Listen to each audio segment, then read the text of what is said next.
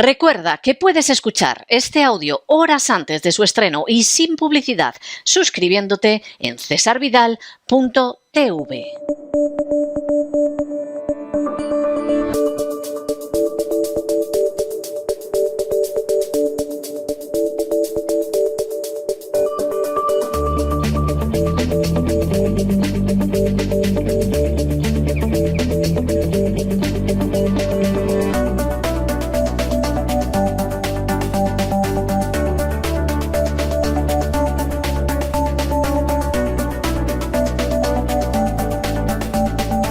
Despegamos con Lorenzo Ramírez.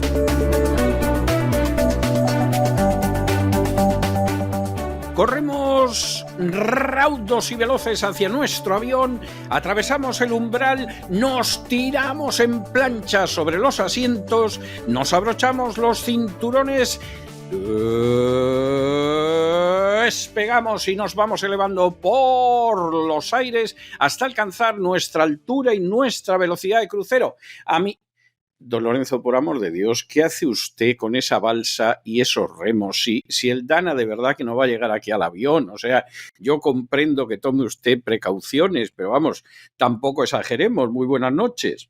Muy buenas noches, don César. Muy buenas noches, por decir algo, porque la verdad es que ha sido un desastre absoluto lo que ha pasado en España. Prácticamente ya además está teniendo mucho recorrido internacional. Desastre absoluto en un día complicado para los españoles, especialmente los del este del país, que han sufrido un episodio de gota fría, fuertes lluvias, vientos huracanados, que provocaron el caos y el terror en la noche de ayer. Ahora mismo, en las últimas horas, los servicios meteorológicos también están lanzando avisos con respecto a Barcelona por riesgo de vientos huracanados. Algunos dicen tornados, no falta quien aprovecha para arrimar el ascua a su sardina. Caos y terror en la noche de ayer. En la última hora, según estábamos hablando don César y yo antes de empezar el programa, ha habido una actualización. La cifra de víctimas ya asciende a 64, pero me temo que van a ser bastantes más. He hablado con algunas personas que están trabajando en las tareas, sobre todo de apoyo, de ayuda, y me comentan que, dado el alto nivel de desaparecidos, pues a lo mejor la cifra podría llegar a centenar. Esperemos que se equivoquen y que realmente pues no lleguen a tanto los fallecidos. Hay muchos pueblos todavía que están incomunicados. Es pavoroso, ¿eh? Es pavoroso, don Lorenzo, es pavoroso y verdaderamente es pavoroso porque da vergüenza, pero verdadera vergüenza, el hecho de que se haya llegado a esa situación en España que se podía haber evitado perfectamente. Esto, en un país normal, provoca la caída de un gobierno, ¿eh? En España le van a echar todavía la culpa al general Franco.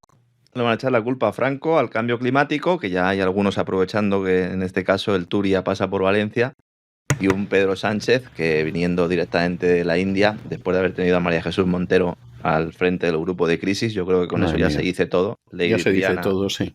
Ha estado prácticamente capitaneando todo esto. Se veían algunas imágenes. ¿Cómo estará España que María Jesús Montero es vicepresidenta del gobierno? Es vicepresidenta del gobierno, exactamente. Sí. Y la otra es Yolanda Díaz. Sí, o sea, las vicepresidentas. Y la tercera vicepresidenta era Teresa Rivera, que dimite para irse a la Unión Europea a ser la comisaria, nunca mejor dicho, del cambio climático, ¿no? La comisaria política. Bueno, además esto lo han aprovechado inmediatamente todos los necios del cambio climático habidos y por haber.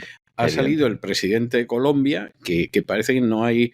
Mire que yo tengo mucho cariño por Colombia y por los colombianos, pero tienen un presidente que parece que no hay majadería a la que no se apunte, diciendo que lo que había pasado en España se debía al cambio climático. Entonces, solo hace falta acudir, no cabe un imbécil más, ¿eh? Solo hace falta acudir a archivos para ver, además archivos que son realmente fácil de consultar, ¿no? Sobre lo que ha provocado este episodio de la gota fría, hoy conocido como Dana. Básicamente, a lo largo de la historia ha habido muchos, especialmente uno en el año 1957, y vamos a hablar un poco de lo que pasó en aquel momento y las soluciones que se adoptaron a partir de ese momento. Ha habido muchas, insisto, es posible que se estén recrudeciendo y que podamos estar asistiendo a episodios que puedan tener algo que ver con el cambio climático. Nosotros en ningún momento hemos negado que exista un cambio climático. Lo que ponemos en seria duda, bueno, yo lo niego directamente, después de años y años de estudio, también lo plasmaré en mi próximo libro, niego rotundamente que exista un consenso científico en torno al papel de la actividad humana en el cambio climático. es la verdadera madre del cordero. Es decir, cuando nos llaman algunos negacionistas, dice, ¿usted niega el cambio climático? No, yo no niego el cambio climático. El sectario es usted porque lo atribuye exclusivamente a la actividad humana, sin que haya evidencia científica de ello, por mucho que nos digan lo contrario. Hay multitud de científicos, algunos premios Nobel, que así lo llevan denunciando desde hace mucho tiempo, y hay multitud de obras. Las he citado aquí, hemos hecho programas específicos en el Gran Reseteo, en cesarvidal.tv, insisto, en el próximo libro pues introduciré más referencias a ello cuando hable de la soga verde. Aquí de lo que hay que hablar fundamentalmente es de negligencia. Negligencia absolutamente, negligencia por la incapacidad de las autoridades para establecer protocolos de actuación, negligencia por la falta de capacidad para movilizar las unidades de emergencia a tiempo, para establecer lugares de refugio y sobre todo carecer de un sistema de alerta temprana que funcione. Nos taladran día tras día las cabezas con previsiones apocalípticas sobre la evolución del clima en los próximos años, en las próximas décadas, y no son capaces de avisar con algunas horas de antelación a los ciudadanos para que eviten coger sus vehículos o para que intenten trabajar desde su casa al menos los que puedan. Porque la gran mayoría de fallecidos se han dado por esto, porque había gente en vehículos que no tendrían que estar en las calles en ese momento. El aviso que se dio a través del teléfono móvil con un sistema que se probó en la época del posterior al COVID, recuerda usted, don César, que aquí hicimos alguna broma con ello, porque a más de uno le dieron la comida, porque de repente aquello empezó a sonar como una sirena, todos los móviles. Ese sistema no está mal, está pensado para esto, pero no para dar el aviso a las 8:11 de la tarde. Sí. Cuando estaba ya todo el mundo en carretera. Si se hubiera dado el aviso antes, pues habríamos visto otras imágenes dantescas, pero seguramente se habrían evitado muchas muertes, habrían dormido mucha gente en la oficina, habrían dormido en las propias fábricas, pero no habríamos visto las imágenes que hemos podido asistir en las últimas horas. Además, eso es otro factor. Hoy en día con las redes sociales lo vemos todo en tiempo real. Parecía prácticamente que había habido un apocalipsis zombie. Esta mañana, después de las lluvias, hemos visto coches, camiones. La unidad militar de emergencias se ha pasado toda la madrugada realizando labores de rescate que no han podido evitar que haya habido tantos fallecidos como acabamos de mencionar atrapados en las riadas. Al principio eran medio centenar, la cifra ha ido creciendo, a pesar del trabajo de una unidad militar de emergencias cuyas plantillas, y esto es un melón que hay que abrir, son muy escasas. Tienen sueldos míseros. Los señores que trabajan salvando y rescatando al personal no cobran guardias, no cobran horas extraordinarias, ni nocturnidad, ni por trabajar en festivo. Porque mientras el Ministerio de Defensa de Margarita Robles, una de las responsables de lo que pasó ayer, está mandando soldados al extranjero, a guerras en las que sirven a intereses extranjeros, las Fuerzas Armadas Españolas van menguando sus efectivos. Y en concreto, esta UME, la Unidad Militar de Emergencias, clave en el combate contra incendios, contra inundaciones, contra desastres, se compone de 3.500 efectivos extraídos de los ejércitos regulares. Cualquiera que haya analizado un poco lo que sucede en el caso de los parques de bomberos están absolutamente abandonados a su suerte. Y no solo en las comunidades del Partido Socialista. Hay municipios en Madrid donde los bomberos no tienen ni siquiera las más mínimas condiciones para poder desarrollar su trabajo. Vemos parques de bomberos con carteles, llevan meses puestos, lo digo porque es que además yo vivo muy cerca de uno de ellos, donde reclaman más efectivos. El dinero de los impuestos, si tiene que ir a algo, tiene que ir a esto. Tiene que ir a ayudar a las personas que no pueden valerse. Tienen que ir destinados a tener unos servicios públicos propios de un Estado moderno, no de un Estado fallido, que es lo que se espera.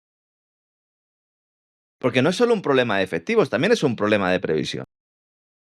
Los agricultores valencianos llevan días denunciando que los radares climatológicos que sirven para anticipar las lluvias no funcionan correctamente. Por problemas de mantenimiento y en ocasiones porque algunos están absolutamente abandonados. Todo lo contrario que los radares que ponen las carreteras. Estos sí funcionan. Hombre, pero es que esos radares sirven para exprimirle más al ciudadano.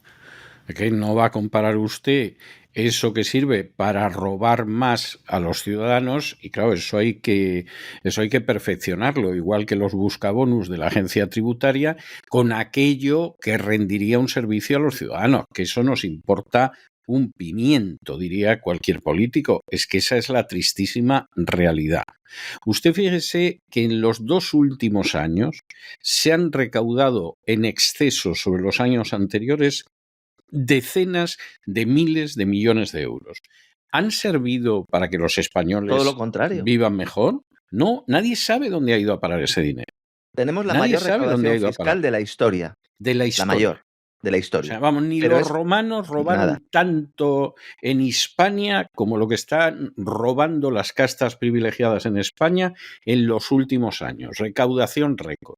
Ha mejorado los servicios, la sanidad es peor, la educación es peor y mira que cuesta creerlo. La seguridad ciudadana es peor. Y este último episodio, evidentemente, deja de manifiesto que fondos que tendrían que ir destinados a cuestiones de primera necesidad no van a eso. Porque claro, si van a eso, no pueden ir a los chiringuitos de homosexuales, no pueden ir a los chiringuitos de los nacionalistas catalanes, no pueden ir a los chiringuitos de las feministas, etcétera, etcétera, etcétera. Esta es la triste realidad. Y luego, con dividir en la sociedad a unos contra otros para que se odien con odios sarracenos y con decir que los de enfrente son malos malísimos y los nuestros son buenos buenísimos, ya está solucionado. Y con soltar 4 pavadas ideológicas como la del cambio climático o la ideología de género. Y en eso estamos. Y además, la mayor parte de la población entra en esa trampa y empiezan a pelearse entre ellos llevando las banderas de los respectivos partidos políticos. Y les hacen el juego. El pasado 25 de octubre, hace 5 días, la Agencia Estatal de Meteorología, la delegación territorial de la Agencia Estatal de Meteorología de la EMET en Murcia, confirmó al diario La Información que había una avería en la línea de media tensión que lleva la energía hasta las instalaciones de ese radar en Murcia y le obligó a suspender el servicio. La avería, nos contaba el diario La Información el día 25 de octubre, cito textualmente el artículo que escribe el señor Pamies, de Pamies, no sé cómo se llama de nombre. La avería se produce en la antesala de un episodio de inestabilidad que afecta al sureste peninsular por la presencia de una dana en el Golfo de Cádiz. 25 de octubre. Después, hay algunos agricultores que denuncian que hay radares que no funcionan. El Palleter, que es un agricultor que se ha hecho bastante famoso en las redes sociales, publica un vídeo diciendo, cuidado, que la semana que viene dana y no tenemos los datos en tiempo real, no vamos a poder calibrarlo. Un vídeo que evidentemente en las últimas horas se ha hecho viral. La EMET, la Agencia Estatal de Meteorología, ante estas acusaciones, que no son de hoy, que son de hace unos días, sale hoy, evidentemente, para intentar salvar la cara y publica en redes sociales y en un comunicado una nota que dice lo siguiente. El radar de Valencia, no dice nada el de Murcia, clave para la vigilancia meteorológica, ha estado funcionando desde la mañana del 28 de octubre de manera ininterrumpida. Desde la mañana del 28, no dicen nada del 27, del 26. Dice, un rayo dañó la línea eléctrica que lo alimenta, pero se pone en marcha en situaciones de emergencia. Pues ¿saben qué les digo, señores de la EMET? Entonces la situación es aún peor. Porque si el radar funcionaba, se comprende aún menos que no se avisara a los ciudadanos con suficiente antelación y que no se pusieran en marcha los protocolos de actuación. Siempre que existan protocolos de actuación. Porque hay protocolos de actuación efectivos. No me refiero a 4 líneas garabateadas o hechas a máquina en 2 papeles grapados. Hay protocolos. Nosotros ayer, haciendo un comentario sobre el descarrilamiento del tren de Málaga, hablábamos y planteábamos que realmente en estas épocas hay inundaciones. Desde el pasado viernes, insisto, hablaban estos agricultores técnicos meteorológicos. Dicen, oigan, llega la gota fría. Además decían, esta puede ser más peligrosa que en años anteriores, no solo por la virulencia del fenómeno, sino por la falta de previsión. Vemos, por lo tanto, como una vez más España muestra signos de estado fallido, en el que las cosas no funcionan como deberían, en el que los protocolos de previsión brillan por su ausencia y en el que el dinero de los contribuyentes, como acabamos de decir, se gasta en todo, menos en garantizar servicios públicos y seguros. Estoy todo el rato hablando de gota fría, porque es el término que siempre hemos empleado en España para definir este fenómeno meteorológico, hoy bautizado como DANA. DANA es el nombre técnico, es el acrónimo de depresión aislada en niveles altos. En España aparece cuando un frente de aire polar muy frío, una corriente en chorro, avanza lentamente sobre Europa Occidental a gran altura, normalmente entre 5 y 9 kilómetros, y al chocar con el aire más cálido y húmedo del mar Mediterráneo, final del verano, pues se generan fuertes tormentas, se generan fuertes vientos.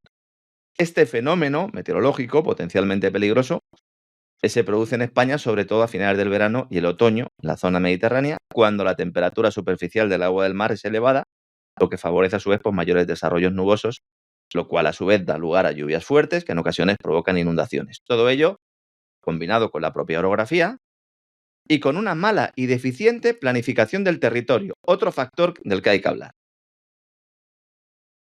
Decía Radio Televisión Española el pasado 22 de agosto de 2022. Los ríos que vuelven a fluir. España referente en demoler presas. Decía Radio Televisión Española. Hay casi un obstáculo por cada kilómetro de río. Esto era vergonzoso. Y a este desastre se han prestado, desde luego no gratis, los ecologistas. Sí. Porque ahora era la excusa.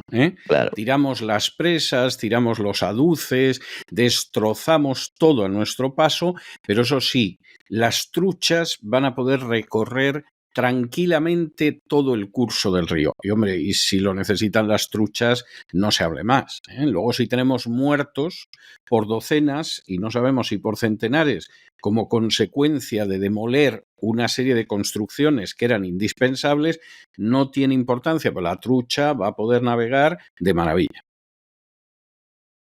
Ese artículo, yo no sé si lo acabarán borrando los señores de Radio Televisión Española, porque es tremendo. Empezaba así. ¿Son realmente ríos los ríos españoles? No es así si se acude a la definición clásica según la cual un río es un curso de agua en movimiento. En nuestro país hay más de 170.000 obstáculos, casi uno por kilómetro de río, que impiden que la corriente pueda fluir libremente. Presas, azudes o rampas interrumpen la circulación natural del agua, de los sedimentos y de las especies que viven en él. Todo lo que hace río a un río. Cuando se empezó a hablar y se empezó a denunciar, y nosotros aquí lo hicimos y entrevistamos a Pilar Esquinas en su momento, que también habla mucho de esto, no me quiero olvidar hoy de ella porque es una de las que más batalla ha dado con todas estas historias, ¿no? Nos decían, no, hombre, no, estoy exagerando, esto en realidad no es así, porque en realidad las presas nos están destruyendo, bueno, pues en alguna ocasión. Y entonces nosotros decíamos, oigan, pues si ellos mismos lo están diciendo, están haciendo propaganda de ello. Con la colaboración, como bien dice usted, de los ecologistas, o de los ecologetas, que hay una diferencia notable entre ambos. ¿Y qué decían los agricultores y ganaderos, que son los que saben realmente cómo va el campo? Decían, no, oiga, no podemos hacer esto, déjennos a nosotros, que vivimos del campo, que vivimos de la tierra, que nosotros nos encarguemos, esto es como lo de los incendios, déjanos que desbrocemos, no se puede dejar a la naturaleza, a su albur y encima quitar determinados obstáculos que a lo mejor estaban puestos ahí para algo. Esto es cómplice, aquí es el gobierno central, los autonómicos y los municipales. A ver si alguno piensa que esto es una cuestión de políticos. Ha habido en la historia muchas gotas frías catastróficas. Lo que pasa es que no había móviles ni redes sociales para ver sus efectos en tiempo real. Una de las más graves se produjo en el año 1957, también en octubre, 15 y 16 de octubre. 80 muertos, enormes daños materiales. Y esto motivó la construcción de un nuevo cauce del río Turia, una obra de ingeniería notable, incluida en el denominado Plan Sur del entonces gobierno de Franco, que estuvimos pagando los españoles durante años y años posteriormente, vía impuestos, pero bueno, ese plan se puso en marcha y que buscaba desviar ese cauce para sacarlo de la ciudad, para que si se producía otra vez una gota fría especialmente virulenta, pues reducir el impacto y sacarlo de la ciudad. Esta obra ha podido salvar centenares de vidas en España en estos momentos. Una obra de 1957. Se construyó también el embalse de Forata para evitar que una futura gota fría pues, provocara un desastre mayor. En aquel momento hubo lluvias de más de 300 litros por metro cuadrado. Y bueno, pues se provocó 2 crecidas consecutivas que anegaron los barrios de la ciudad. Uno se va a las crónicas de aquel momento, pero claro, hay que ir, hay que tener voluntad por investigar. Y en las zonas más cercanas al río se superaron los 3 metros de nivel de agua, pues parecido a lo que hemos visto en las últimas horas. Y las cicatrices aún son visibles en muchos edificios del casco histórico, donde se mantienen las marcas que recuerdan hasta dónde llegó el agua. ¿Qué pasa? Que entonces no había tantos coches. Y que entonces, además, pues había un momento histórico completamente distinto y que, insisto, pues es muy posible que esa dana o esa gota fría fuera menos virulenta de lo que ha sido hoy. Esta desgracia marcó a Valencia y provocó una de las mayores transformaciones de la ciudad y de muchos municipios vecinos también. Se construyó un nuevo tramo, desde Cuart de Poblet hasta la desembocadura del río, y este Plan Sur pues creó ese cauce artificial mucho más ancho con una capacidad que se estima capaz de asumir 5.000 metros cúbicos por segundo, un cálculo con el que se intentaba asegurar que si se volvían a repetir episodios similares, bueno, pues se podrían asumir determinados volúmenes de agua. Esto es buscar una planificación del territorio. ¿Se puede hacer mejor? ¿Se puede hacer peor? Se puede hacer mejor o se puede hacer peor. Pero es que ahora no hay planificación del territorio. No hay ninguna. Ahora dicen, no, restore nature. Restore nature. Restaurar la naturaleza. Abandonemos el campo. Derribemos barreras naturales y artificiales. O incluso en el caso del Turia, devolverlo a su cauce original, que es un proyecto que lleva tiempo sobre la mesa y que algunos quieren llevar a cabo. ¿Qué sucederá en la próxima gota fría si este cauce es nuevamente modificado? Si sucede un desastre mayor, entonces culparán al cambio climático provocado por el hombre, como está sucediendo ahora. Porque ya no es plantear que puede haber un cambio climático, que pueda haber una serie de fenómenos que nos lleven a una mayor virulencia. No. Eso lo podemos discutir, se puede hablar y tendrán que ser los especialistas quienes lo determinen. Ahora, aprovechar esto para hacer propaganda y para defender una idea de cambio climático antropogénico que se basa exclusivamente en las emisiones de CO2, esto no es negligencia, esto es mucho más grave. Y esto es aprovechar los cadáveres para seguir engañando a la gente y engañando a la población.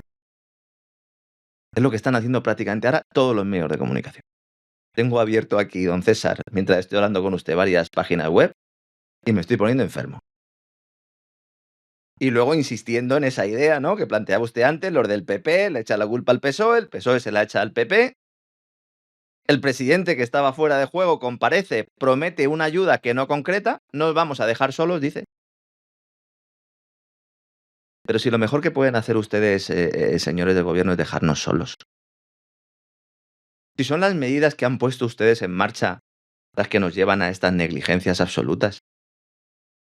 Y claro, no faltaba tampoco la novia en la boda. Sale Ursula von der Leyen, presidenta de la Comisión Europea, y aprovecha todo esto para decir que hay que movilizar a toda la Unión Europea, que tenemos que ser todos europeos, y atribuir todo esto, evidentemente, al cambio climático, para aumentar y plantear esa narrativa next gen del saqueo institucional. Un saqueo institucional que es el que nos ha traído hasta donde estamos. Y se intenta desviar el tema, para no asumir que los muertos, ahogados, golpeados en medio de las riadas, algunos se quedaron agarrados a plantas. Imagínense ir en el coche con niños pequeños en ese momento y recibir ese aviso a las 8:11 de alerta. ¿Cómo que a las 8:11 cómo me vas a avisar? Me tendrás que avisar a las 5, a las 4, a las 3 de la tarde, a las 2. A lo mejor ya estoy en mi trabajo, pero me quedo aquí a dormir. O me voy de mi trabajo antes de que se produzca todo esto, ya que tienen ustedes unos radares tan maravillosos que son capaces de estimar no solo lo que va a pasar mañana, sino lo que va a pasar dentro de 20 o 30 años.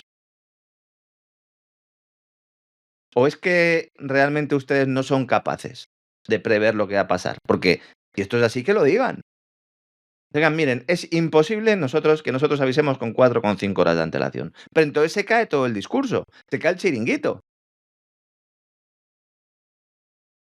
Los mayores abandonados en residencias anegados hasta las rodillas, abandonados, las imágenes de coches agolpados y tumbados en las carreteras son consecuencia de una mala planificación, consecuencia de no dar la alerta con horas de antelación, consecuencia de recortar en servicios de emergencia mientras entregan dinero a asociaciones de todo tipo y pelaje por motivos políticos e ideológicos, consecuencia de no hacer una correcta previsión hidrológica.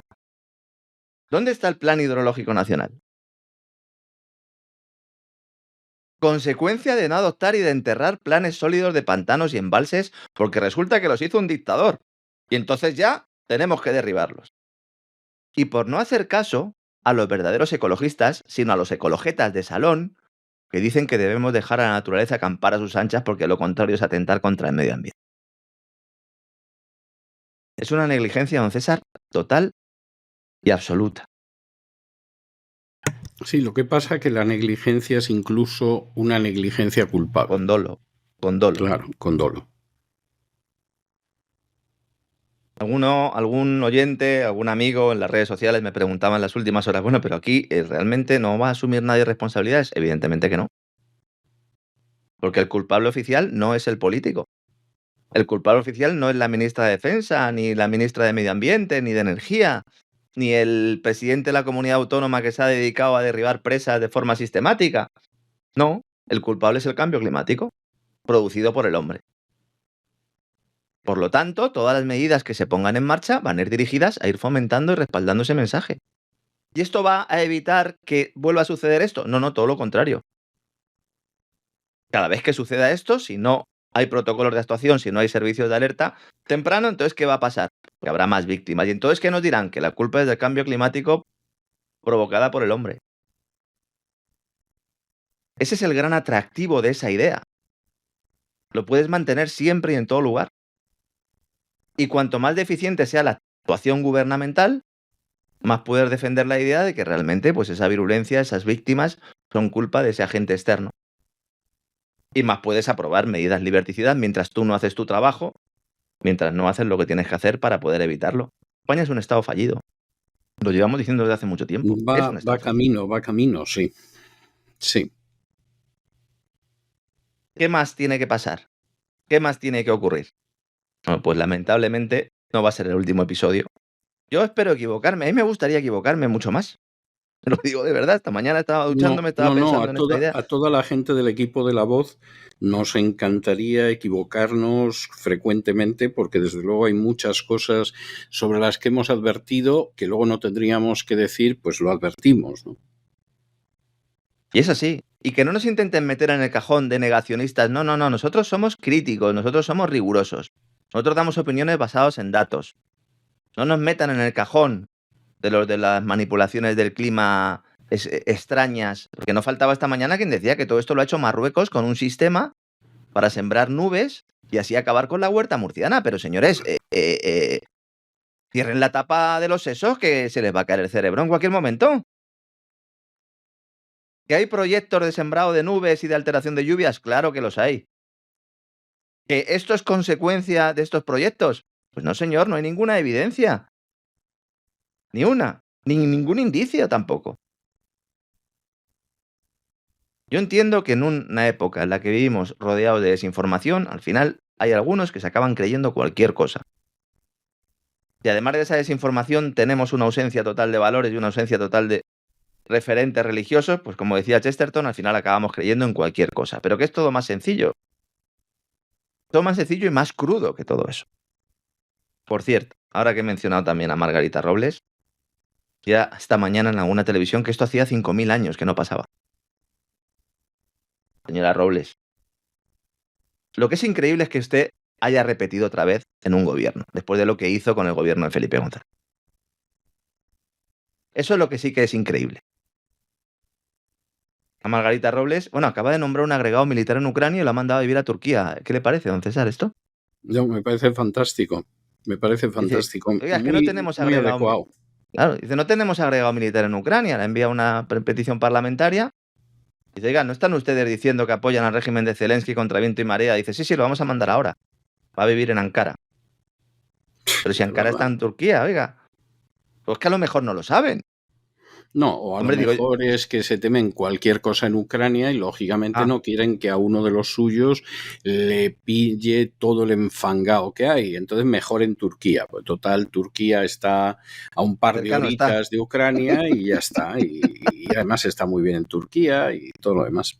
El Ministerio de Defensa arrastra una polémica sobre los nombramientos de agregados militares desde que se decidió para recortar gastos a prescindir de algunos de estos representantes militares en las embajadas, recortar gastos en España, porque para pagar los Leopard que hemos mandado a Ucrania y mandar maletines a Kiev, dinero hay de sobra. Para eso hay dinero de sobra. La paradoja, cuando uno habla con fuentes militares, es que esta disminución de los agregados no se corresponde con un ajuste también en los diplomáticos, los que dependen de asuntos exteriores. Y hay un catálogo de puestos en el extranjero que lo maneja exteriores, y ahí hay agregados culturales, policiales, reparten los respectivos ministerios y están en el catálogo de exteriores. Y hay un caso, un ejemplo de estas fuentes militares que hablan del favoritismo desde los ministerios practicando con estos cargos. Y uno de ellos es el exdirector de la Guardia Civil, Leonardo Marcos, que tras dimitir el pasado mes de septiembre, sido nombrado por segunda vez consejero de información en la Embajada de España en Washington. Curioso destino también, ¿verdad? Y se da la circunstancia, como recordaba hace unas horas la periodista Paloma Cervilla, que este señor, Leonardo Marcos, ha sido acusado en la trama Ábalos de ser el autor del chivatazo a Koldo García, diciéndole que la Guardia Civil estaba investigando. ¿Lo de mandarte a Washington es un premio o un castigo? Yo creo que es un premio, ¿no? Es un premio, hombre. Es una patada hacia arriba, vamos. No cabe la menor duda. Este señor tuvo que comparecer en la comisión de investigación del caso Koldo en el Senado, pero lo hizo desde Washington. Los líos de Margarita Robles en el ministerio surgen como setas, como cuando era la número 2 de Interior con el ministro Belloc en el gobierno de Felipe González y entregaba 5 millones de pesetas mensuales en metálico en el Palacio de la Zarzuela todos los meses. Qué personaje. Metálico, ¿eh? Qué personaje. De los fondos reservados. La señora era secretaria de Estado. Hay muchos encargos oscuros. Esto no lo estoy diciendo yo porque me haya levantado esta mañana y se me haya ocurrido. Esto aparece en las libretas de Emilio Alonso Manglano, el director del CSIC. Desde el 23F hasta junio de 1995. Es decir, si alguien sabía lo que estaba pasando era Manglano. Unos fondos reservados que igual servían para pagar a Medo, como para lubricar las relaciones del rey Juan Carlos. Unos fondos reservados que iban del despacho de Robles a muchos lugares, entre ellos a paraísos fiscales a nombre de testaferros. Con lo cual he intentado ser investigado por algunas asociaciones en los últimos años sin demasiado éxito. Porque claro, esos testaferros, ¿a quién le están guardando el dinerito, señora Robles? Una Margarita Robles que junto con María Jesús Montero, Lady Triana, la de la crisis de la DAN ayer, no le llegaba la camisa al cuello, entonces. Evidentemente.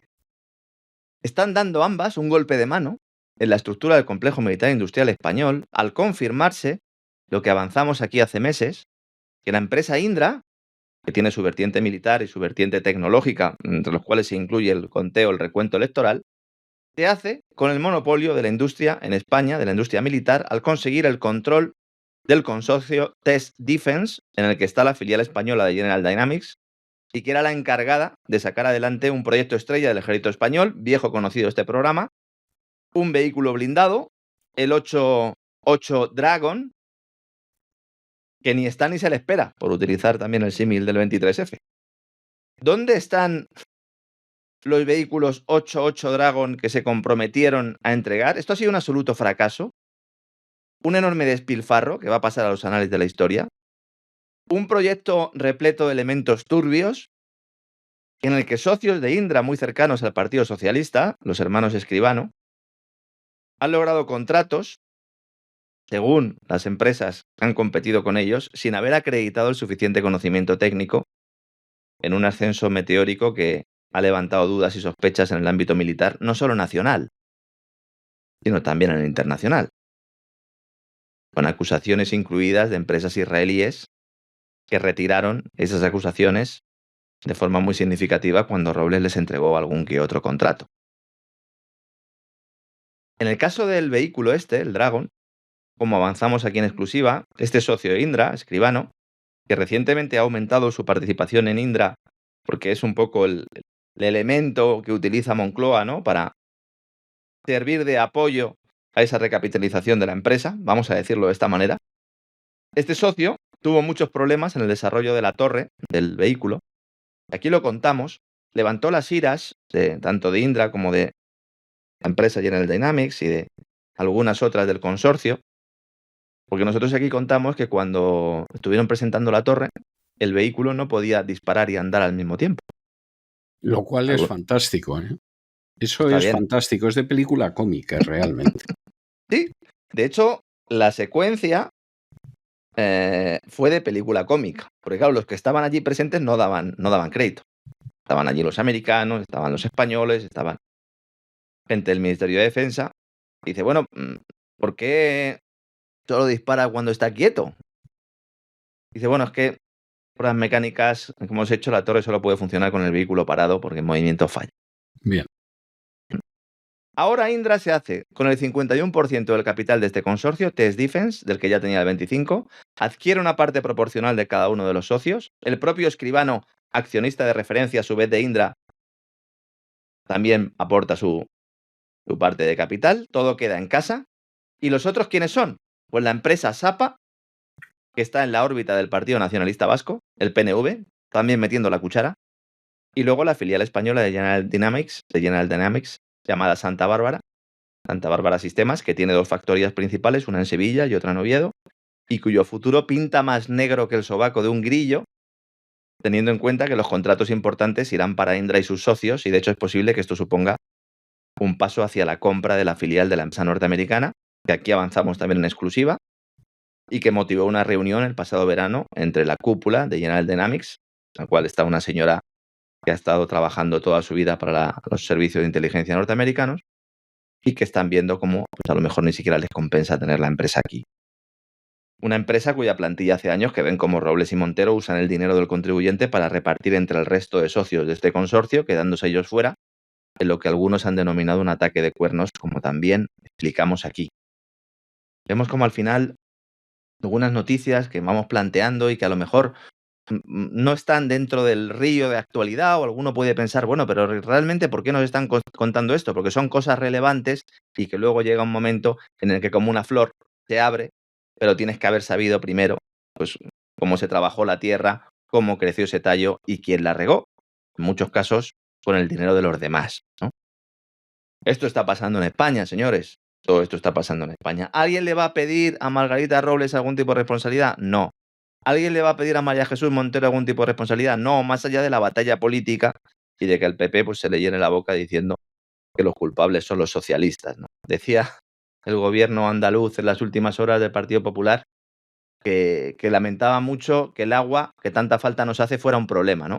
Este es el nivel argumental e intelectual, ¿no? De los tipos del Partido Popular. Es verdaderamente de nivel, Yo de verdad, lo del gobierno del Partido Popular Andaluz solo se entiende por lo mal que lo ha hecho el gobierno del Partido Socialista a lo largo de los años. Porque yo que he vivido allí y he tenido además relación con gente del Partido Popular, en Málaga donde yo estaba el Partido Popular siempre ha tenido gran predicamento, solo hace falta hablar 20 o 30 minutos con cualquiera de ellos para darte cuenta del nivel que tiene, ¿no? Bueno, es lo que hay. Más cosas. Además de la Dana, además del complejo militar industrial español, también en noticias de Estados Unidos, dejamos España para poner rumbo a tierra norteamericana. Estamos ya en la última parte de esa campaña electoral con un Donald Trump que sigue generando titulares en el ámbito geopolítico y económico. Están los taiwaneses que no les llegan la camisa al cuello. Ha dicho Donald Trump que si logra volver al despacho oval, no solo va a poner aranceles a los productos europeos y a los chinos, sino también a los de Taiwán. En un giro de acontecimiento... Dirá que a fin de cuentas son chinos también y que a él no le engañan. Pues no iría muy desencaminado. La verdad es que es un giro de acontecimientos que yo creo que prácticamente nadie se esperaba. Yo cuando leí las primeras informaciones que me llegaron en los servicios de alerta, que eso sí funcionan relativamente bien, pensé que era algún tipo de rata. Luego ya vi que no, que realmente había mencionado a Taiwán. Taiwán es, entre otras cosas, una de las fuentes de recursos tecnológicos de la industria norteamericana, especialmente en el caso de los semiconductores, de los chips, que son precisamente los que quiere grabar Trump. El candidato republicano dice ahora que en realidad Taiwán le ha robado, emplea esa palabra, a Estados Unidos la industria de los chips y que quiere revertir el proceso. Claro, los taiwaneses que acaban de recibir el visto bueno de la Casa Blanca para obtener el enésimo paquete de armamento, que llevan en los últimos días haciendo sonoras declaraciones para ver si terminan de picar a los chinos y los chinos realizan alguna intervención militar más allá de las maniobras que se efectúan pues con cierta periodicidad. Diga, a ver si va a ganar Trump las elecciones y nos van a dejar aquí tirados como una colilla. Trump da pinceladas con brocha gorda y se equivoca, pero es verdad que Estados Unidos dominó este mercado de los chips Y que el ascenso de Taiwán como potencia tecnológica vino precisamente de la mano de Estados Unidos. Es decir, aquí lo del robar, no sé yo si está bien empleado ese término, ese concepto. Otra cosa es que la política adoptada en aquel momento a Trump le parezca mala o le parezca errónea y quiera modificarla. Que yo creo que es lo que quería decir, pero no es lo que ha dicho. Trump es muy así, ¿no? Dice lo que considera oportuno, no entra en el análisis y al final pues se quedan todo en ideas, como digo, de brocha gorda. Y cuando vas con la brocha gorda a intentar pintar algo que es un poco fino, pues siempre acabas manchando lo que no debes. Actualmente, la industria de fabricación de semiconductores está dominada por Asia, específicamente por Taiwán, 46% de la capacidad del mercado mundial. Esta es lo que quiere grabar, a esto le quiere poner aranceles Donald Trump. Y el resto, pues China tiene el 26% de ese mercado mundial. Y el tercero es Corea del Sur. Hombre, estos los tiene más o menos agarrados. Entre los tres países tienen el 84% de esta industria. ¿Y Estados Unidos? Estados Unidos representa el 6% de la capacidad de fabricación. No faltará quien diga, ¿y Japón? Japón el 2%. Evidentemente, no puedes poner aranceles a Taiwán, y menos en el caso de los chips. Porque además, le darías un duro golpe a las grandes tecnológicas norteamericanas y por ende a los que consumen sus productos, es decir, prácticamente todo el planeta. La empresa taiwanesa, TSMC, Taiwan Semiconductors Manufacturing Company, TSMC, líder del mercado, es el principal proveedor de Nvidia, de Apple, de otras muchas compañías. Y acaba de anunciar que va a construir la tercera planta en Arizona.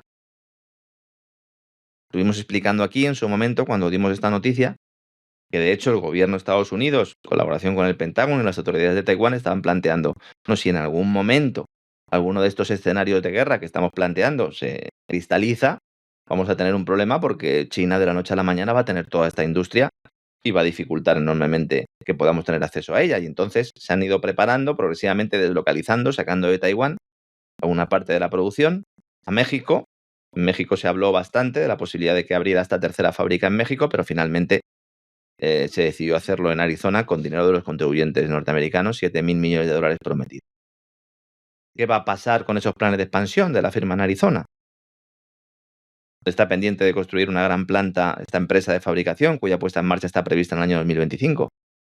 Yo creo que es un error de estrategia mencionar esto a 5 o 6 días de las elecciones. Sobre todo cuando hay estados en Estados Unidos que están esperando que lleguen los taiwaneses y sus industrias.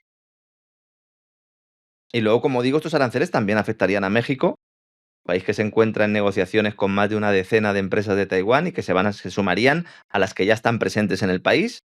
Un México que se ha convertido en un polo de atracción de inversiones para esa cadena global del suministro de semiconductores, que durante la gran reclusión pandémica sufrió un shock importante que paralizó a muchas industrias, incluyendo la manufactura de automóviles.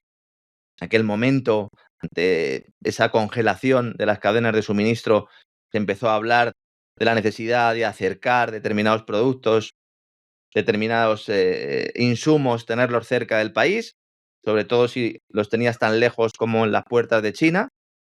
Abrió un debate sano, que yo creo que hay que tener, que en Europa brilla por su ausencia, evidentemente. Aquí estamos a otra cosa. Aquí estamos a darle dinero a Intel para que venga aquí a poner la fábrica y luego dice Intel, coge el dinero y dice, pues no vengo. Y ya está, ¿no? Esto es también una política de Estado. Es decir, oiga, voy a traerme aquí la fábrica de semiconductores. Ya que Taiwán al final pues es un protectorado mío, pero ponerle aranceles a la industria de chips, yo de verdad, no sé si él en un momento dado empieza a poner el ventilador, que es lo que hace también Donald Trump. Usted lo ha visto mucho más que yo le he visto en algunas entrevistas, pero cuando se pone a repartir, yo creo que están temblando, ¿no? Muchos de sus colaboradores. Se queda solo y además no saben por dónde va a salir. Y entonces, claro, eso a la gente le pone muy nerviosa porque no sabes por dónde va a salir, el efecto que eso puede tener el votante de no sé qué sitio de Ohio, claro, en fin, cosas de este tipo. Claro, ¿no? Eso sucede. En el caso de Biden es por otra razón, porque el hombre no se entera y puede decir alguna verdad entre tanta mentira. En el caso de Kamala Harris, simplemente con que pueda articular un discurso es suficientemente salvable. Yo siempre que hablo de Kamala me la imagino haciendo este despegamos y de verdad sería absolutamente inaudito, ¿no? Que pudiera hacer un programa así de 1 hora hablando de los temas de actualidad, ¿no? Y luego en el ámbito macroeconómico también pasa factura la campaña electoral en Estados Unidos. Ambos candidatos quieren hacer del déficit y de la deuda sus principales pilares para evitar la recesión en Estados Unidos, para mantener ese crecimiento. Lo hemos explicado ya. Crecimiento que, aunque sea artificial, pues se quiere mantener. Esto sigue presionando al bono de Estados Unidos, al bono de 10 años, cuya rentabilidad repunta. Siempre suelo explicar en estos casos, cuando aumenta la rentabilidad, cuando aumenta el interés, cuando aumenta el coste de financiación de una deuda, significa que baja el precio, es una relación inversa. Baja su atractivo, que es lo que sucede cuando la oferta es mayor que la demanda, ¿no? La Reserva Federal celebra su próxima reunión el próximo 7 de noviembre, 2 días después de las elecciones, reunión caliente.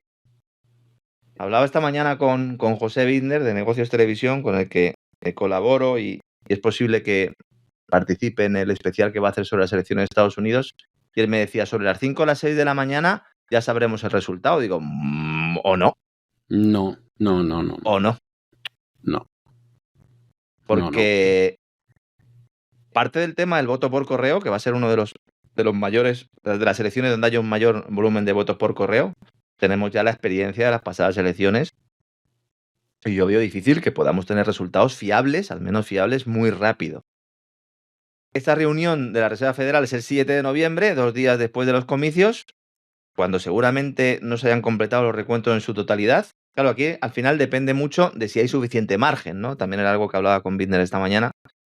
Si realmente hay suficiente margen, dará igual el recuento final, pero claro, si está apretado, pues ya veremos. Y esta reunión de la Reserva Federal va a ser una reunión en la que los chicos de Jerome Powell, chicas también, no se me enfaden, volverán a bajar los tipos de interés. Al menos eso es lo que descuentan los inversores, con un 96% de probabilidad en estos momentos, según la propia herramienta que utiliza la Reserva Federal para calibrar el sentimiento del mal denominado mercado. Porque si algo no es, señores, es un mercado. Y puede ser muchas cosas. Bueno, o depende de lo que quieran llamarlo ustedes mercado, porque entonces a lo mejor sí es un mercado no persa, pero sí un mercado.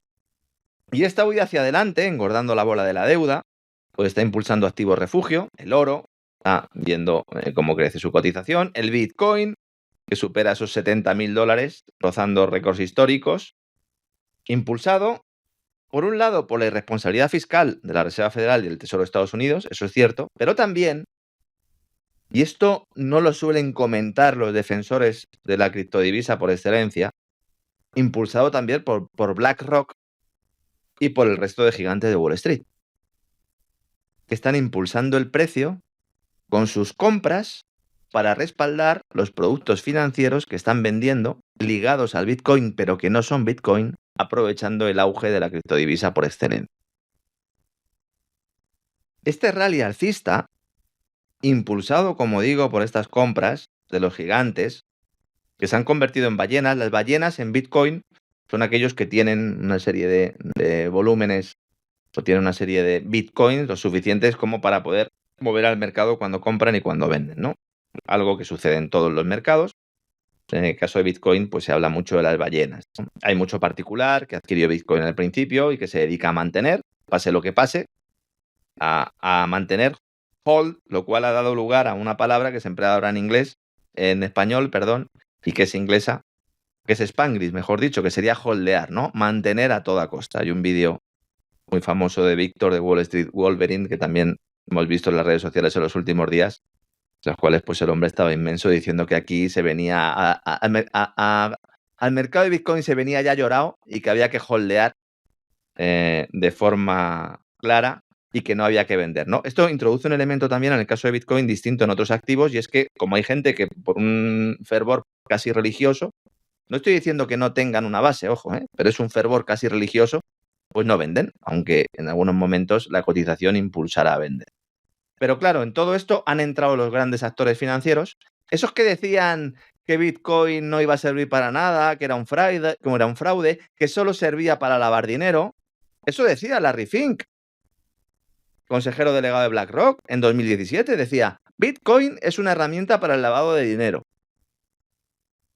Pues mire, señor Fink, si nos estaba mintiendo, mal. Y si nos estaba diciendo la verdad, ¿está usted utilizando Bitcoin para lavar dinero? Porque a lo mejor es que usted lo está utilizando también, o que lo quiere utilizar en el futuro para lavar dinero. Para lavar dinero no hace falta Bitcoin. Para lavar dinero lo único que hace falta es un banco occidental multinacional. Y si quieren ustedes buscar lavadoras de dinero, hay una grande, gigante. Si cogen ustedes un mapa mundi y miran así al norte de España, siguen para arriba y llegan a la City de Londres. Ahí está la mayor lavadora de dinero negro del mundo. Además con un estatus casi el de la City de paraíso fiscal, que eso tampoco se habla normalmente, ¿no? Así que BlackRock con sus ETFs, que son estos activos financieros, como digo, ligados a Bitcoin, que no son Bitcoin, es decir, cuando ustedes compran un ETF están comprando un activo financiero, un fondo ligado a Bitcoin, pero claro, el que emite ese fondo tiene que comprar el Bitcoin para respaldarlo. En teoría, ¿quién está vigilando y garantizando que los grandes gigantes están comprando realmente el suficiente volumen de Bitcoin para respaldar sus ETFs? La Securities and Exchange Commission, donde están sentados algunos tipos muy cercanos a BlackRock, la Reserva Federal, con Jerome Powell y sus muchachos, el Tesoro de Estados Unidos, la Casa Blanca, donde hay sentados tipos de BlackRock allí con una libretilla prácticamente en cada despacho, en cada pasillo. Todo esto hay que tenerlo en cuenta también cuando se habla del auge de Bitcoin.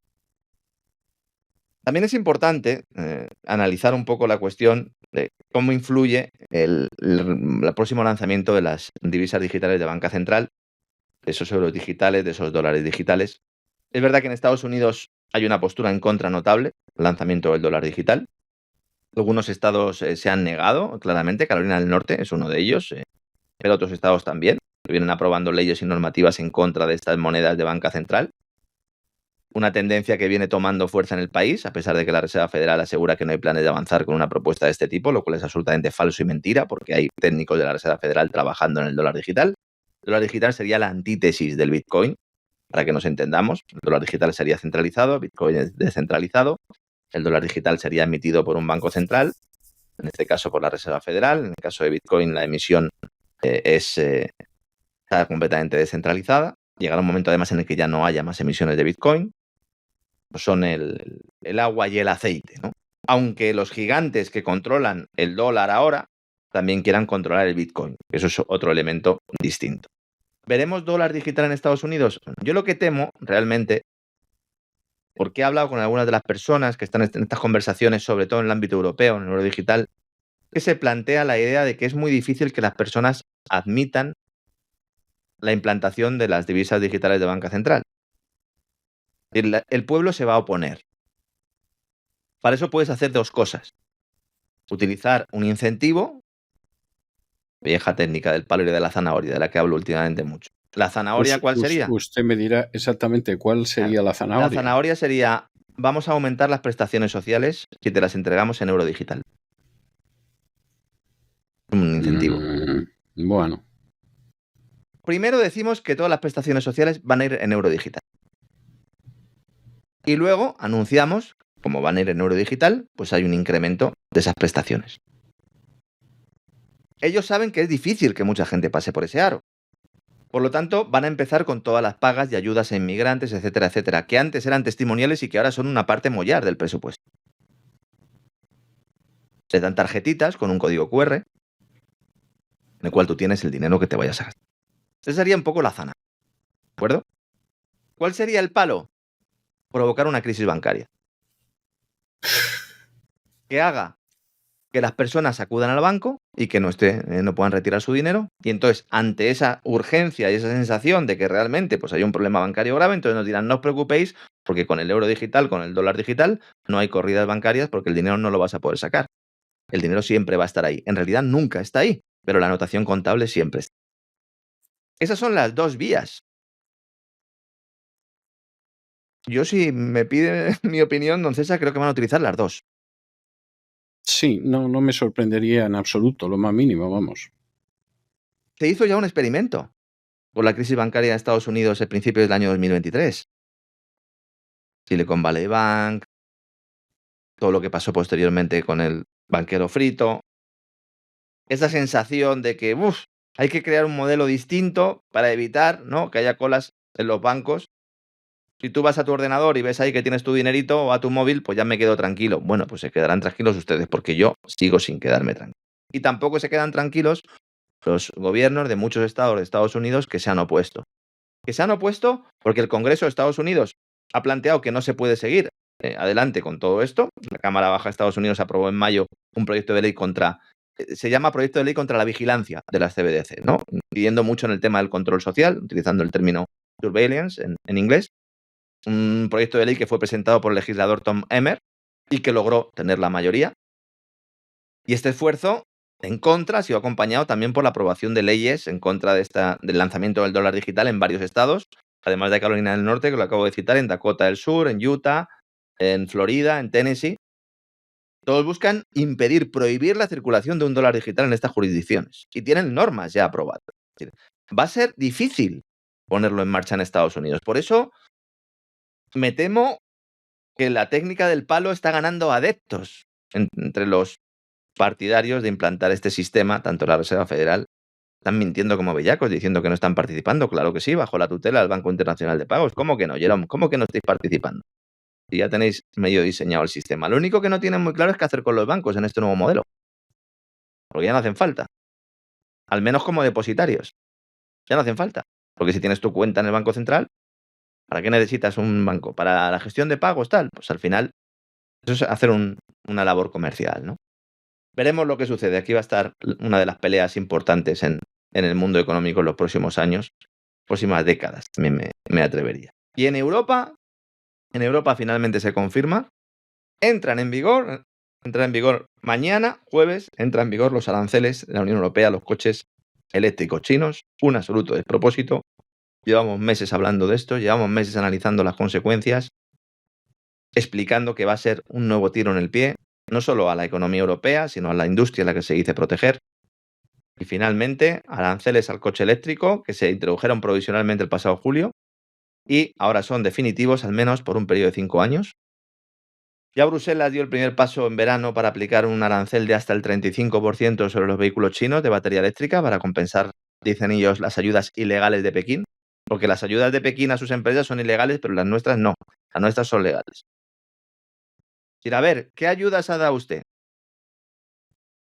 Pues yo he dado tantos millones de yuanes, muy mal, ilegal. ¿Y de usted? Pues yo he dado 5.000 millones de euros. Ah, pues esto está muy bien, porque claro, hay que respaldar la industria local y hay que ir a la soberanía energética, etc. Claro.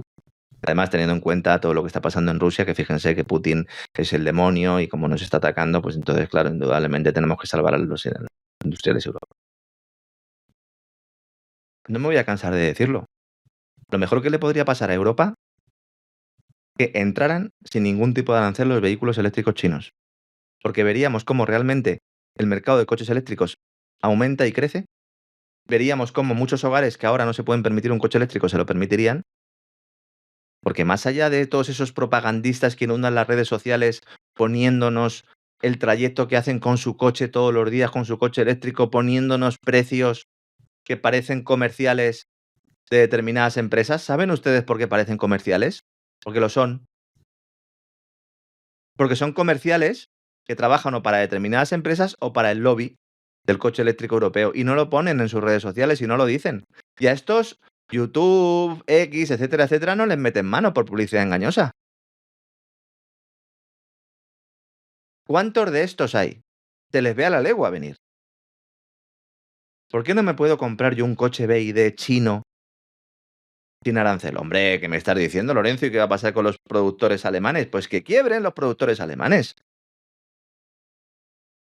Y esto no es servir a intereses extranjeros, no, esto es servir a intereses europeos, porque el beneficiario sería el hogar medio europeo.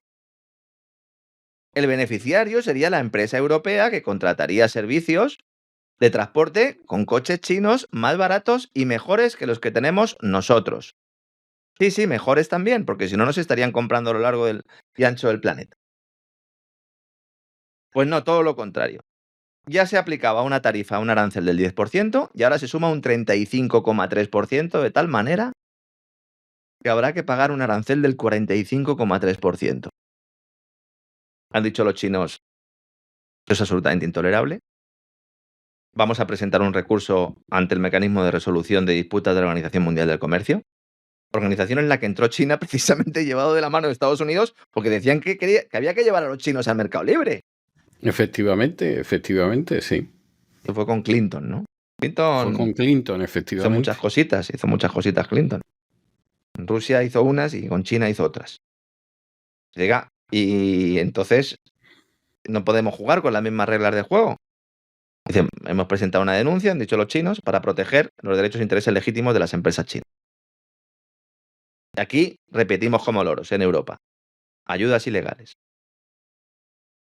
Entonces, ¿por qué nosotros estamos dando ayudas al sector del automóvil? Pero no solo al sector del automóvil, porque estamos rescatando empresas a través de compras del Banco Central Europeo de todos los sectores absolutos. Porque estamos entregando dinero también a las compañías de energías renovables. Y ahora cuando nos llevan a la Organización Mundial del Comercio a ponernos la cara colorada, pues encima nos tenemos que aguantar porque llevan razón. Y luego cuida con la respuesta china. Vamos a ver cómo exportadores europeos de determinados productos tienen problemas. Hemos mencionado ya aquí algún caso, ¿no? El del brandy, que parecía una broma, pero no lo es. Y el del cerdo, el del producto porcino español. Que tiene en el mercado chino un gran baluarte. Los productores de porcino españoles están asustados también. Vamos a ver en Europa cómo los precios de muchos productos se encarecen como consecuencia de esta guerra comercial. Vamos a pagar nosotros, los hogares. Las empresas que no se beneficien de este maná, que cada día son menos. Pero también las hay, sobre todo las pequeñas y medianas. Y vamos a pagar con nuestro sudor diario, todos los ciudadanos, a cambio de proteger a un puñado de empresarios que cuando finalmente tengan que cerrar, lo harán mandando a la calle a los trabajadores y llenándose el bolsillo. Ayudados por unos fondos de inversión que van a trocear las empresas para sacar tajada, como sucede en el caso de Volkswagen que estuvimos comentando y analizando con detalle en el programa de ayer. Si no son competitivas las empresas, ya puedes poner barreras, ya puedes poner aranceles, ya puedes hacer lo que te dé la gana. Si no eres competitivo, tienes que cerrar. O el objetivo es que cierren algunas compañías para reducir aún más el tamaño de ese supuesto mercado que no lo es y configurar grandes oligopolios que sean aún más poderosos de lo que son hoy en día y nos vendan esa idea de que entonces vamos a tener unos campeones nacionales, unos campeones europeos next gen. No lo descarte usted lo más mínimo. No ¿Sabe usted que es la tesis que yo vengo manteniendo desde hace tiempo, no? Sí. Y lamentablemente es así. Porque es la única manera de comprender y de explicar lo que pasa. Porque claro, que se vayan a beneficiar empresas extranjeras, bueno, pues evidentemente empresas de Estados Unidos se van a beneficiar de esto, los grandes fondos de Estados Unidos se van a beneficiar, que van a participar en este troceo, van a aprovechar también la parte que se pueda rescatar o que se pueda salvar de esa industria, se la van a llevar a Estados Unidos, otras irá a China directamente, eso ya lo estamos viendo en muchos factores, en muchos sectores. Pero claro, aquí la gran cuestión es, ¿y dentro? ¿Dentro de la Unión Europea? ¿A quién le beneficia que se vaya reduciendo poco a poco el tamaño de esa industria, de esas compañías? Pues a la que quede de pie. A la que quede de pie, que entonces tendrá que ser continuamente rescatada, enchufada a la manguera del presupuesto público porque será too big to fall, será demasiado grande para caer. Y además no podrá caer porque será nuestra esperanza para competir en un mercado global. Pues no, señores. Tendrían que respaldarse desde las autoridades europeas las alianzas internacionales de industrias comunitarias con aquellas en cada uno de los sectores que sean punteras para poder aprovecharse de esa salida. Es decir, si tú tienes una empresa tecnológica, si tú tienes una ASML, empresa holandesa que hace las máquinas para fabricar los chips de última generación, las máquinas litográficas, esas que Estados Unidos no le deja a Holanda que permita a esta empresa hacer negocios con los chinos. Si tú lo que haces con ASML es firmar acuerdos con China y con Silicon Valley, ASML es una empresa puntera internacional más de lo que ya es y se vuelve, si no indispensable, pero una bisagra importante en su sector y además en el resto de industrias que dependen del ámbito tecnológico. ¿No sería eso lo que habría que hacer si hubiera una planificación? Una planificación para salvar en lugar de para hundir. Esto lo podemos extrapolar a Volkswagen, lo podemos extrapolar a las empresas de energías renovables, que compren sus paneles fotovoltaicos en China y así pues aquí puedan ser más competitivas y no haga falta tanta subvención, y que puedan pagar por los terrenos el precio de mercado en lugar de expropiarles a los agricultores para poner esas plantas solares, para poner esos aerogeneradores. Y estas reducciones de costes permitirían liberar recursos, por ejemplo, para establecer planes también de seguridad y para hacer unos informes de impacto ambiental que de verdad garanticen que donde se ponen estos parques renovables no va a haber un problema medioambiental, etcétera, etcétera, etcétera. Es decir, se podría hacer sin renunciar a la agenda. Incluso considerando su punto de vista, el de estos ingenieros sociales, si ustedes quieren ir a ese mundo, Next Gen, vayan, pero tienen que ir de la mano de estos señores, no enfrentándose a estos señores. Al final se van confirmando todos los elementos que hemos ido anticipando, don César. Y para finalizar ya, una noticia que, según estábamos hablando, acaba de publicarse y de verdad que, bueno, pues respalda un poco también lo que comentábamos ayer en relación con el mercado laboral español y todo ese maquillaje estadístico. Fíjese si son falsas las estadísticas laborales españolas, falsas, y aún así la tasa de paro es la mayor del mundo desarrollado. Fíjese si están manipuladas, que según el Ministerio de Trabajo está descendiendo el paro y al mismo tiempo aumentando las prestaciones por desempleo. A mí que me lo expliquen. A mí que me lo expliquen. A mí también, si puede ser, a mí que me lo expliquen también. 2 por el precio de 1, que me lo expliquen a mí también. Oiga, sí. Si hay menos parados, se tendrá usted que gastar menos dinero en los parados, digo yo, vamos. Sobre todo si no han subido las prestaciones, digo yo. Es de sentido común, vamos, no tiene la cosa más vuelta de hoja. Hay un 2%. Estoy hablando de prestaciones contributivas, es decir, prestaciones por desempleo por haber trabajado, no las prestaciones no contributivas que se dan, bueno, pues una pensión de viudedad o alguien que haya trabajado pero que no haya cotizado suficiente y se le da un determinado subsidio de empleo. No. Estoy hablando de las prestaciones contributivas. ¿Cómo puede ser que en los últimos 5 años los perceptores de prestaciones contributivas de desempleo porque se han quedado en paro hayan aumentado un 2%? Y que el paro registrado en el mismo periodo haya caído un 17%. Es que es imposible. Sí, es imposible. Han manipulado tanto las estadísticas laborales ya desde los tiempos de Caldera, pero ahora con Yolanda Díaz ha sido esto espectacular, sobre todo con ese ardiz de cambiar contratos temporales por fijos, ¿no? Y sobre todo pues por el tema también de la regulación del despido. Y ahora pues lo que tenemos es personas que entran a trabajar con contrato fijo y son despedidas en los periodos de prueba de forma masiva. Tenemos gente que firma 4, 5, 6 contratos al año, todos ellos fijos e indefinidos. Fíjense lo fijos e indefinidos que son, que firmamos 4, 5 o 6. Y al mismo tiempo vemos cómo se incrementa el número de perceptores de prestaciones por desempleo, mientras nos dice la señora Díaz que se reducen los perceptores de prestaciones por desempleo. El mundo al revés, absolutamente, don César. Hemos empezado y hemos acabado por España en un programa hoy que ha sido un programa difícil, sobre todo la primera parte del mismo, pero es necesario poner el acento en todo esto porque va a haber una ola de desinformación a partir de hoy, sobre todo, y en los próximos días en relación a todo lo ocurrido en el Levante español, que había que poner los puntos sobre las IES y me temo que mañana pues seguramente tendremos que seguir dando datos que no nos gusten porque hay muchas personas, parte de las desaparecidas, que están sin agua, están sin electricidad. Y veremos hasta qué punto pues, se pueden ser atendidas en las próximas horas. Esperemos que sí. Y esperemos también que se puedan utilizar las redes sociales para algo más que para insultar, ¿verdad? Y para hacer ideología de la mala. Y que pues, pueda permitir también que personas que a lo mejor tienen dificultades para comunicarse lo puedan hacer a través de ellas.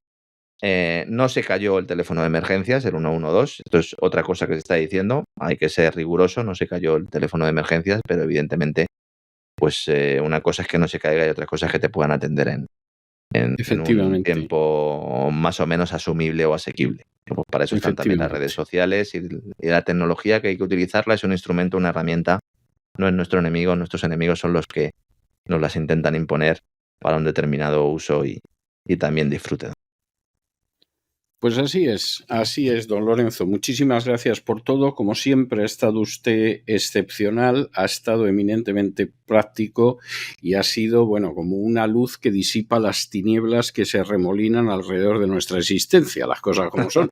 Muchas gracias, don César, muchas gracias. Nada, las que usted le adornan. Y nos volvemos a encontrar mañana, Dios mediante, en una nueva emisión del Despegamos. Por cierto, quiero decirle que me ha llegado alguna comunicación de alguna persona que sugería que dejara usted algún Despegamos a lo largo de la semana, porque es muchísimo trabajo, pero que con el tiempo que le queda libre hiciera usted un programa de rock para cesarvidal.tv. Ni que decir tiene que, vamos, no haga usted ni caso, con todo el respeto que nos merece el oyente, pero vamos, ya era lo que nos faltaba. O sea, esto es ya... que me dediqué en su momento a la música rock. Por eso lo decía esta persona, y decía, hombre, él además que conoce el tema y tal, pues bueno, porque se saque un programa de rock a la semana. Con la Telecaster, ¿no? Con la Telecaster incluso en mano. Sí, bueno, pues, todos están si hay que ir, se va, que va a ser que no. Va a ser que no, efectivamente. Bueno, que quede por delante que yo decírselo se lo he dicho, ¿eh? O sea que esto es lo que... Ya veremos por dónde va cesarvidal.tv, ya veremos si seguimos teniendo el respaldo de nuestra gente y tal, y ya iremos viendo en próximas ediciones lo que iremos completando y concretando, pero desde luego que el año que viene está a la puerta de la esquina, o sea, esa es otra historia. Pegamos unas palizas tremendas para traer toda esta información a todos nuestros amigos. Además, no somos de los que miramos el reloj. Hay otros que sí, nosotros no miramos el reloj. Queremos intentar siempre llegar hasta el fondo de todo, y cuando no podemos hacerlo en un solo programa, pues dedicamos dos, como hemos hecho esta semana, ¿no? Con el tema de los BRICS, que ya estoy trabajando, y la verdad es que hay contenidos muy interesantes para este fin de semana en cesarvidal.tv. Efectivamente, así es. Un abrazo muy fuerte y hasta mañana, Dios mediante. Fuerte abrazo, don César. Hasta mañana.